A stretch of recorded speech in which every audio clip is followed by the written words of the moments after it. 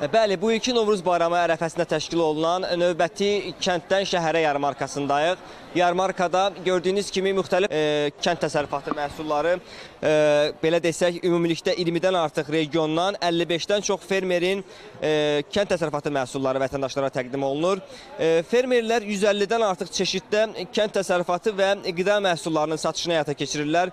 Gördüyünüz kimi bunların arasında müxtəlif meyvə, tərəvəz, süd və süd məhsulları, çərəzlər bazarın əsas məhsulları sırasındadır.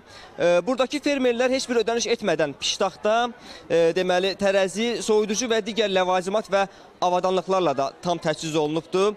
Beləliklə də öz məhsullarını məhz şəhərimizin sakinlərinə təqdim edə bilirlər.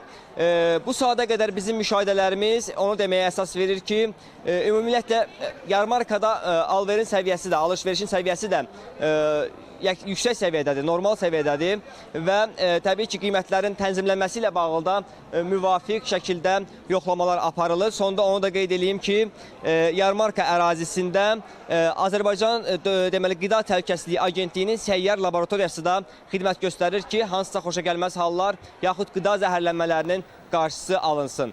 Bizim bu saata çatdıracaqlarımız bu qədərdir. Söz təkrar sizdədir.